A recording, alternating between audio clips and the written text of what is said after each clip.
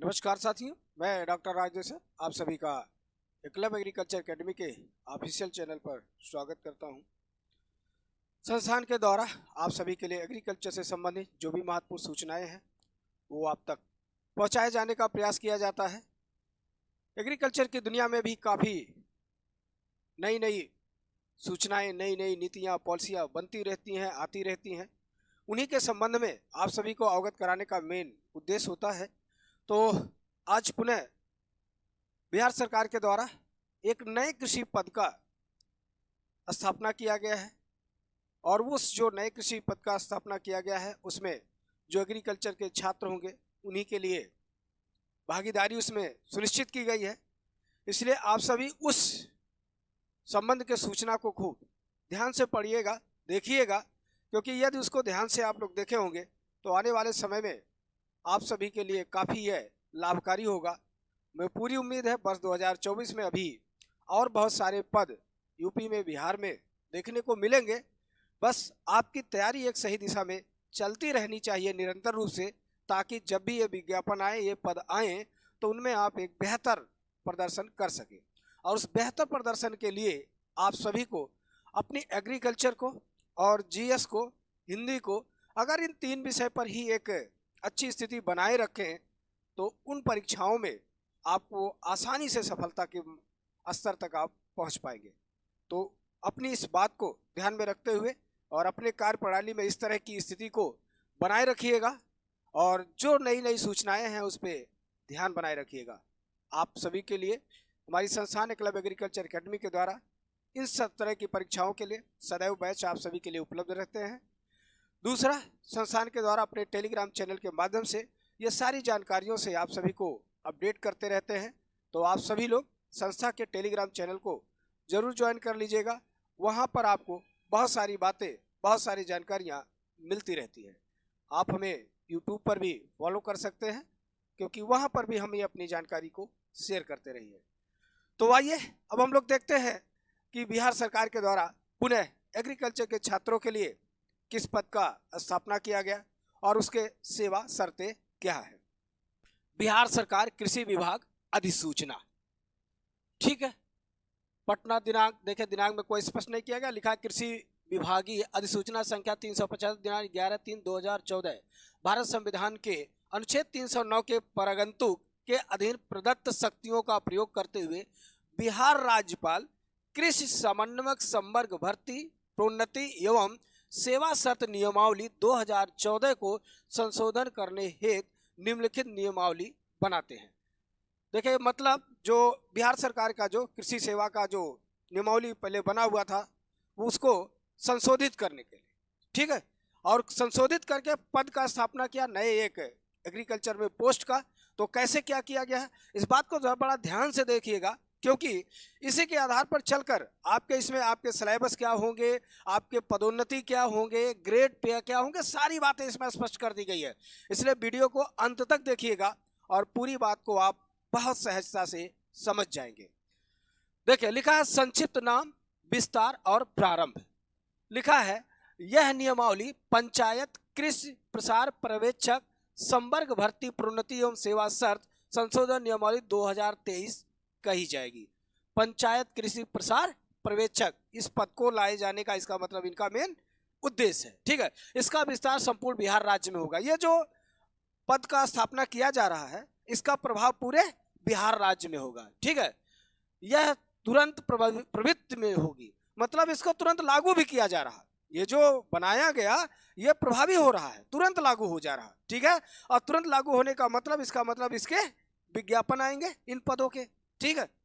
आगे इसकी परिभाषा में इन्होंने क्या बताया है, परिभाषाएं। इस नियमावली में जब तक संदर्भ या विषय में अन्यथा अपेक्षित ना हो, अन्यथा अपेक्षित ना हो, ये बात बताई गई है। नियुक्ति अनुशासनिक प्राधिकारी से अभिप्रेत है कृषि निदेशक, मतलब जो बिहार कृषि निदेशक है ये वहीं से इसका जो है पूरा संचालन किया जाएगा। दूसरा, अपीलीय प्राधिकार से अभिप्रेत है, अब अपीलीय प्राधिकार से अभिप्रेत है सचिव कृषि बिहार, मतलब इसका जो मेन प्राधिकरण हो, इसका जो मेन अथॉरिटी होगा वो क्या होंगे, जो बिहार के कृषि सचिव हैं ये इसके मेन जो है अधिकारी होंगे। दूसरा लिखा है आयोग से अभिप्रेत है, यह विज्ञापन ये जो पद बनाए जा रहे हैं, इस विज्ञापन के संबंध में कौन सा आयोग जिम्मेदार होगा, कहने का मतलब कौन इसके परीक्षा को संचालित कराएगा। ठीक है, तो आयोग से अभिप्रेत है बिहार कर्मचारी चयन आयोग। इसका मतलब है जो पद स्थापित किया जा रहा, इस पद का परीक्षा कौन कराएगा, बिहार कर्मचारी चयन आयोग के द्वारा कराया जाएगा। आगे लिखा है पंचायत कृषि प्रसार पर्यवेक्षक से अभिप्रेत है। मतलब ये जो पद लाया जा रहा है पंचायत कृषि प्रसार पर्यवेक्षक, ये है क्या, कृषि विभाग की विभिन्न योजनाओं के कार्यान्वयन में विभिन्न स्तरों पर तकनीकी एवं प्रशासनिक सहयोग करने वाले कर्मी जो इस नियमावली के अधीन कार्यरत भर्ती किए जाएंगे। मतलब इस के अधीन जो कार्यरत हैं या भर्ती किए जाएंगे, तो कार्यरत है नहीं, अभी भर्ती इनमें किए जाने हैं, विज्ञापन दिए जाने हैं। आगे लिखा है कृषि निदेशक से अभिप्रेत है सरकार द्वारा राज्य स्तर पर नियुक्त कृषि निदेशक।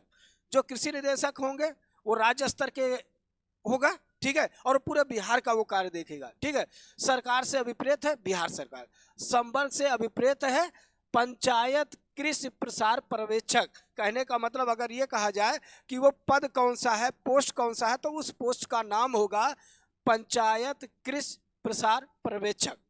इसमें पूरा आपके पेपर का पैटर्न क्या होगा, आपके वेतनमान क्या होंगे, आपके प्रमोशंस क्या क्या हो सकते हैं, ये सारी बातों को इसमें स्पष्ट कर दिया गया। इसलिए धैर्यतापूर्वक इस पूरी बात को जो है समझने का प्रयास करिएगा, वीडियो अंत तक देख लीजिएगा, कोई दिक्कत ना आएगी, सब कुछ एकदम समझ में आ जाएगा और आप सभी लोग इससे काफी लाभान्वित भी होंगे। ठीक है, आगे देखिए लिखा है पद का गठन एवं पद का वर्गीकरण। तो पद का गठन क्या किया गया है, पंचायत कृषि प्रसार पर्यवेक्षक का पद समूह गा, इसका मतलब सी श्रेणी का है। ठीक है, अराजपत्रित, मतलब ये जो है राजपत्रित नहीं है, गजेटेड ऑफिसर नहीं है, के अधीन वर्गीकृत किया जाएगा तथा राज्य स्तरीय संवर्ग होगा। ये मतलब पूरे बिहार राज्य स्तर का ये होगा। ठीक है, समूह में स्वीकृत पदों की संख्या इस नियमावली के साथ संलग्न अनुसूची के अनुसार होगी। मतलब वो अनुसूची तमाम इसमें है उसके अनुसार होगी, परंतु सरकार अनुसूची को आवश्यकता अनुसार संशोधित कर सकेगी और इसमें दिए गए पदों की संख्या घटा बढ़ा सकेगी अथवा स्थगित अवस्था में रख सकेगी। कहने का मतलब सरकार के ये पूरी अधिकार होगा कि पदों की संख्या को घटाएंगे भी, बढ़ा भी सकेंगे और चाहेंगे तो कुछ समय के लिए रोक भी सकते हैं। ये सारी बातें उनके अधिकार क्षेत्र में आएगा। ठीक है, लिखा है संवर्ग के कुल स्वीकृत पद बल का 50% बड़ी पंचायत कृषि प्रसार पर्यवेक्षक का होगा। जो स्वीकृत कुल पद होगा उसका जो है कितना 50% जो किसको रिजर्व होगा, कृषि प्रसार पर्यवेक्षक को होगा। ठीक है, आगे लिखा बड़ी पंचायत कृषि प्रसार पर्यवेक्षक को पंचायतों के अतिरिक्त राज्य प्रमंडल जिला प्रखंड स्तर पर एवं राजकीय बीज गुणन प्रक्षेत्र तथा बाजार समिति में पद स्थापन हेतु प्राथमिकता दी जाएगी। मतलब इनमें से जो पद लिए जाएंगे, जो आपको नियुक्ति कराई जाएगी आपकी, उनमें से 50% तो इसी पद पे रहेंगे, लेकिन आप में से जो ये है बड़ी पंचायत कृषि प्रसार पर्यवेक्षक को पंचायतों के अतिरिक्त, ठीक है, पंचायतों के राज्य प्रमंडल जिला प्रखंड स्तर पर एवं राजकीय बीज गुणन प्रक्षेत्र तथा बाजार समिति में भी पद स्थापन में प्राथमिकता आपको वहां पर भी नियुक्त किया जाएगा, लेकिन उनका 50% आपको कहां पर, इसी रूप में वरीय पंचायत के पर्यवेक्षक का ही होगा। ठीक है, आगे देखिए लिखा है पूरी बात देखिए, इसमें पूरा सब कुछ आपका सिलेबस आपका योग्यता सब बताया गया, इसलिए ध्यान दीजिएगा। ठीक है, लिखा नियुक्ति प्राधिकारी द्वारा पंचायत के पर्यवेक्षक के पद पर नियुक्त एवं पद स्थापना की जाएगी। मतलब जो नियुक्ति के लिए जो भी हमारी गवर्निंग बॉडी जिम्मेदार है उसके द्वारा आपको इस पद पे, अब कौन, जो आपका कृषि निदेशक है, ठीक है, वहीं से सारी चीजें जो है गौर की जाएगी। आगे है रिक्तियों की अवधारणा। कृषि निदेशक प्रत्येक वर्ष, ध्यान से देखिए एकदम सब स्पष्ट किया गया है, कृषि निदेशक प्रत्येक वर्ष 1 अप्रैल की स्थिति के आधार पर संवर्ग में नियुक्त हेतु रिक्तियां निर्धारित कर इसकी सूचना आयोग को प्रतिवर्ष 30 अप्रैल तक उपलब्ध कराएंगे। कहने का मतलब जो विज्ञापन आने होंगे प्रत्येक वर्ष, जो आपको विज्ञापन लाना है कृषि निदेशालय के माध्यम से, आपको आयोग को प्रत्येक 30 अप्रैल तक जो है क्या वो सब उपलब्ध करा देना होगा। ठीक है, आगे आरक्षण। सामान्य प्रशासन विभाग द्वारा राज्य सरकार की सेवाओं में सीधी नियुक्ति एवं प्रोन्नति के लिए समय समय पर अवधारित, भाई उस राज्य का जो भी उस वर्तमान का आरक्षण का प्रावधान होगा, उसी प्रावधान के तहत आरक्षण उसमें लागू किया जाएगा। ठीक है, आगे देखिए लिखा है उम्र सीमा क्या होगी। इस पद के लिए न्यूनतम उम्र क्या होगी, अधिकतम उम्र क्या होगी। देखिए इसमें लिखा है सीधी भर्ती के लिए उम्मीदवार की न्यूनतम आयु आवेदन आमंत्रित करने वाले वर्ष के 1 अगस्त को 21 वर्ष से कम नहीं होनी चाहिए। मतलब देखिए बिहार में इस बात को आप सभी लोग बिहार के जो भी पोस्ट के लिए आप अप्लाई करेंगे आप ध्यान रखिएगा, मतलब वहां से 1 अगस्त, ठीक है, 1 अगस्त को आपकी उम्र 21 वर्ष पूरी हो जानी चाहिए। ठीक है, अधिकतम आयु सीमा वही होगी जो सरकार के सामान्य प्रशासन विभाग द्वारा समय समय पर आधारित की जाएगी। उम्र में छूट शासन प्रशासन, क्योंकि जैसा आप लोग बीओ का देखे हैं उसमें अधिकतम उम्र 37 वर्ष बताई गई है, लेकिन वो समय समय पर जो भी सरकार निर्णय लेगी उस आधार पर होगा, लेकिन मिनिमम 21 वर्ष ही होगी। ठीक है, वेतनमान क्या होगा। जब आप इस पद के लिए जा रहे हैं तो इसके लिए आपका वेतनमान क्या होगा ये भी देखिए यहाँ पर स्पष्ट कर दिया गया है। ठीक है, वेतनमान पंचायत कृषि प्रसार पर्यवेक्षक के पद का प्रारंभिक वेतनमान 5200 से 2200, ग्रेड पे 2800 होगा तथा समय समय पर प्रोन्नति के उपरांत अनुमान्य ग्रेड पे में वेतन दे होगा। ठीक है, तो इसका मतलब ये सी ग्रुप का पद है। ठीक है, इस पे 5200 से 20,200 वेतनमान है और इनमें जो ग्रेड पे है वो 2800 का है। ठीक है, योग्यता क्या है इसकी, साफ साफ लिखा है, कोई कंफ्यूजन नहीं है योग्यता को लेकर। ठीक है, मान्यता प्राप्त विश्वविद्यालय आबलिक महाविद्यालय या संस्थान से बीएससी कृषि विज्ञान में स्नातक, BSc forestry, BSc horticulture, BSc agriculture engineering जो आपका होता है, ऐसा कोई बात यहाँ पर नहीं है, सिर्फ क्या लिखा है बीएससी एग्रीकल्चर में स्नातक। आगे लिखा है चयन प्रक्रिया, भर्ती और चयन प्रक्रिया इसकी क्या होगी, सब कुछ यहाँ पर देखिए स्पष्ट रूप से बता दिया गया है, कुछ भी आपको सोचने की जरूरत नहीं होगी। ठीक है, तैयारी करिएगा खूब बढ़िया से अपना। भर्ती चयन की प्रक्रिया लिखा है पंचायत कृषि प्रसार पर्यवेक्षक के स्वीकृत पदों पर भर्ती बिहार कर्मचारी चयन आयोग की अनुशंसा पर की जाएगी। प्रतियोगिता परीक्षा के विषय तथा पाठ्यक्रम सब चीजें बता दिया गया है। ठीक है, लिखा प्रतियोगिता परीक्षा में 100 अंकों के हिंदी विषय में उत्तीर्ण होना अनिवार्य होगा, किंतु इसका प्राप्तांक की गणना मेधा सूची बनाने के प्रयोजनार्थ नहीं की जाएगी। वही काम जो आपका ब्लॉक एग्रीकल्चर ऑफिसर में है, आप 100 प्रश्नों का एक वो देंगे, लेकिन वो सिर्फ 30% आपको उसमें लाना अनिवार्य है, मतलब उसमें उससे ज्यादा की जरूरत नहीं, लेकिन जो मेरिट बनाई जाएगी उसमें हिंदी के प्राप्तांक को जोड़ा नहीं जाएगा, ये कहने का मतलब है इनका। आगे लिखा है मेधा सूची कृषि विज्ञान में 200 अंकों के 2 प्रश्न पत्रों, ठीक है, जैसे बीओ में है, सामान्य ज्ञान के 100 अंकों के 1 प्रश्न पत्र के विरुद्ध प्राप्तांकों के योग के आधार पर तैयार की जाएगी। इसका मतलब यहाँ पर इंटरव्यू नहीं है, इस बात को भी ध्यान रखिएगा। ठीक है, हिंदी तथा सामान्य ज्ञान का पाठ्यक्रम वही होगा जो बिहार कर्मचारी चयन आयोग द्वारा आयोजित समकक्ष परीक्षा के लिए विनिश्चित किया जाए। ठीक है, और इसका मतलब है हिंदी का और जो जीएस का वो सिलेबस इन्होंने की बात कर रहे हैं क्या क्या उसमें होगा, तो जो बिहार कर्मचारी चयन आयोग के द्वारा जो पहले से ही सुने है वही इसमें भी अप्लाई होगा। ठीक, अलग से कोई चीज टॉपिक नहीं रहेगा। हिंदी तथा सामान्य ज्ञान का पाठ्यक्रम वही होगा। ठीक है, कृषि विज्ञान का पाठ्यक्रम बिहार कर्म चयन आयोग द्वारा विभाग के परामर्श से तैयार किया जाएगा। बिहार कर्मचारी चयन आयोग के द्वारा, ठीक है, विभाग के परामर्श से तैयार किया जाएगा। ठीक है, इसका जो है जब वो तैयार किया जाएगा तो जो एग्रीकल्चर के एक्सपर्ट के माध्यम से वो बिहार कर्मचारी चयन आयोग उसे तैयार करेगा। ठीक है, आगे लिखा है कृषि विज्ञान तथा सामान्य विज्ञान के 3 प्रश्न पत्रों के प्राप्तांक के योग के आधार पर बिहार कर्मचारी चयन आयोग सामान्य तथा प्रत्येक आरक्षण कोट के लिए अलग अलग मेधा सूची, मतलब जो मेरिट लिस्ट है वो तैयार करेगा। इस प्रकार तैयार की गई सूचियों में से आयोग प्रतिवेदित रिक्तियों के अनुसार अनुशंसा कृषि निदेशक बिहार पटना को उपलब्ध कराएगा। ठीक है, जो भी मेरिट लिस्ट होगी, सूची होगी, उसे निकाल करके उस सूची को कृषि निदेशालय को उपलब्ध करा देंगे, क्योंकि परीक्षा और परिणाम के बाद सारा कार्य किसका होता है, नियुक्ति देना किसका कार्य होता है, वो कृषि निदेशक का होगा। ठीक है, तो लिस्ट वहां जाएगी, बाकी कार्य वहां से आपका होगा। आगे लिखा प्रोन्नति, जब आप इस पद पे स्थापित हो जाएंगे तो आपकी प्रोन्नति कैसे होगी। ठीक है, कहां कहां पर आप जो है जब पहुंच सकते हैं। ठीक है, पंचायत कृषि प्रसार पर्यवेक्षक की प्रोन्नति वरीय पंचायत कृषि प्रसार पर्यवेक्षक के पद पर स्केल 6 द्वितीय प्रोन्नति प्रखंड कृषि पदाधिकारी। ठीक है, तृतीय प्रोन्नति वरीय प्रखंड कृषि पदाधिकारी और अगली प्रोन्नति सहायक निदेशक सदस्य में तथा तत्पश्चात उच्चतर पद पर न्यूनतम कालावधि पूर्ण करने के पश्चात क्रमानुसार नियमानुसार की जाएगी। वर्तमान में नियुक्ति वैसे कर्मी जो बीएससी कृषि स्नातक के डिग्री नहीं धारित करते, उन्हें एग्रीकल्चर डिप्लोमा करने के बाद ही प्रोन्नति दी जाएगी। मतलब अगर आप आ गए हैं, पहले से रहे हैं, इसमें आ गए हैं, बीएससी की डिग्री नहीं है, तो डिप्लोमा जब तक आप एग्रीकल्चर से नहीं करेंगे तब तक वो आपको नहीं देगा। देखिए पहला आपसे शुरुआत कहाँ से हो रहा है, ठीक है, और कहाँ तक आप जाएंगे इसमें। ठीक है,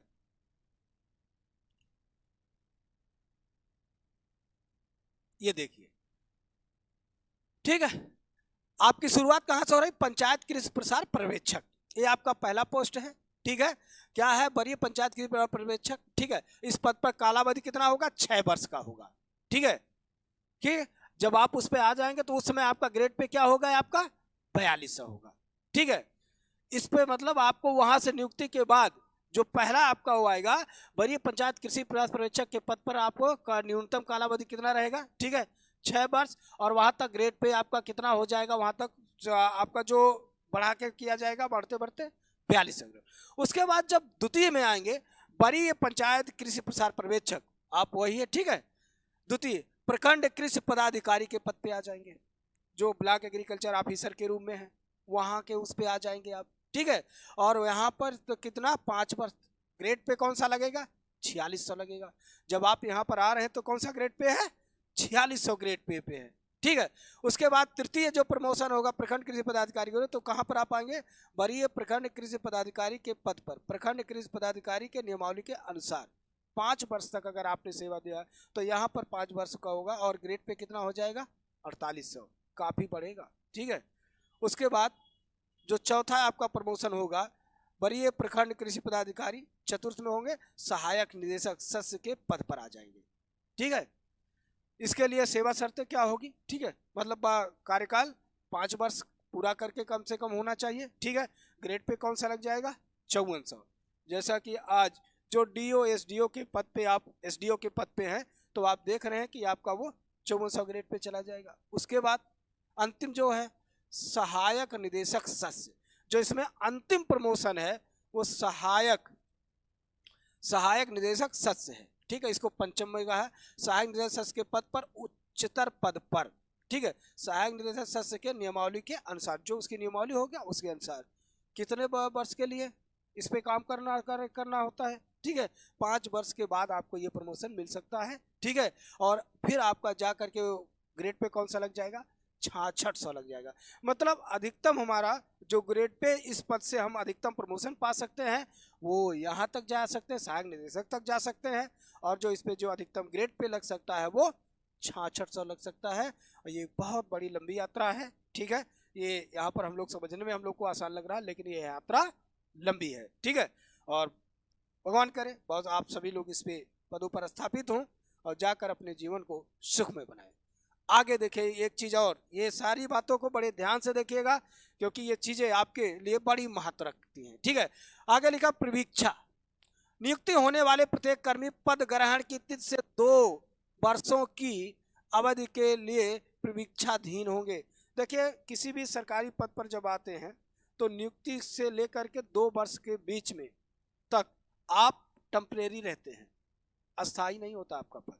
वो 2 वर्ष अगर आपका कार्यकाल सही रूप में पूर्ण हो गया, ठीक है, तो उसके बाद आप उस पर अस्थायी हो जाते हैं। लेकिन उस बीच में यदि कोई भी दिक्कतें आती है तो आपको पद से निकाला भी जा सकता है। ठीक है, इसलिए ये जो 2 वर्ष का जो आपका वो प्रवीक्षा वाली स्थिति है, इसमें काफी सावधानी लोगों को बरतनी भी होती है। ठीक है, आगे लिखा प्रशिक्षण एवं विभागीय परीक्षा, पंचायत कृषि प्रसार पर्यवेक्षक के प्रशिक्षण की व्यवस्था कृषि निदेशक द्वारा की जाएगी एवं विभागीय परीक्षा आयोजित कराने की व्यवस्था केंद्रीय परीक्षा समिति राजस्व परिषद जो होता है बिहार पटना द्वारा की जाएगी। सेवा संपुष्टि विविध प्रशिक्षण और विभागीय परीक्षा में उत्तीर्णता सहित परीक्षा अवधि में संतोषप्रद सेवा होने पर कृषि निदेशक द्वारा पंचायत कृषि परीक्षक की सेवा संपुष्ट की जाएगी। कहने का मतलब जो 2 वर्ष वाला आपने जो कार्य किया उसमें अगर आपको संतोषप्रद सेवा पर पाया गया तब आपको अस्थायी कर दिया जाता है। ठीक है।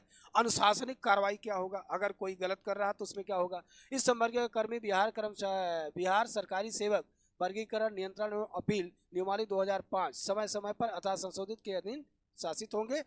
अनुशासनिक प्राधिकारी कृषि निदेशक होंगे। मतलब इस पद पे कर्मचारियों के लिए जो अनुशासनिक कार्रवाई की जाएगी किसी पर, वो किसके द्वारा, अनुशासनिक प्राधिकारी कृषि निदेशक होंगे।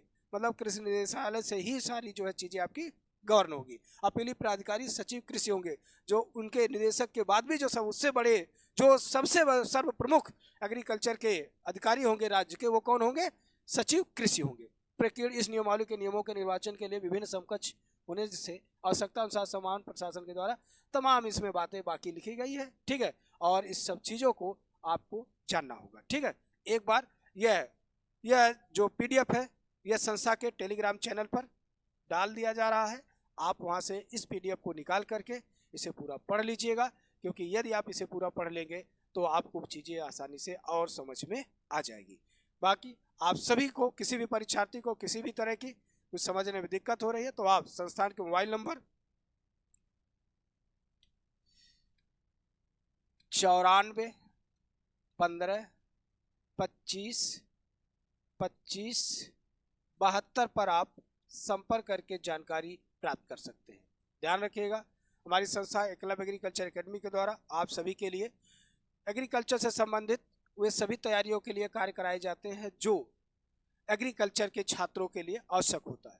जैसे एमएससी एजी की, आप बहुत सारे छात्र ऐसे हैं जो एमएससी एजी की तैयारी करते हैं, UP CATET, BHU, JRF, SRF, net, इसकी तैयारी के लिए संस्थान में कक्षाएं चलती रहती हैं। आप सभी अगर इसकी तैयारी के लिए कभी भी आना चाहते हैं तो आपका स्वागत है। दूसरा, संस्थान में एग्रीकल्चर से संबंधित जितने भी विज्ञापन आते हैं उन सभी के संबंध में भी बैच उपलब्ध रहते हैं। संस्था ऑनलाइन ऑफलाइन दोनों मोड में कार्य करती है। आप किसी भी रूप में संस्थान से जुड़ करके अपने कार्य को पूर्ण कर सकते हैं। तो मैं उम्मीद है आप सभी को यह जानकारी काफ़ी लाभप्रद होगी। आगे आने वाले समय में भी हम आप सभी को ऐसे ही एग्रीकल्चर से संबंधित सभी जानकारियों से अवगत कराते रहेंगे। इसके लिए संस्थान के टेलीग्राम चैनल, यूट्यूब चैनल या इंस्टाग्राम पर आप हमें फॉलो करते रहें। हम आपको जानकारी से अपडेट कराते रहेंगे। आज के लिए इतना ही, मिलते हैं अगले वीडियो में। तब तक के लिए धन्यवाद।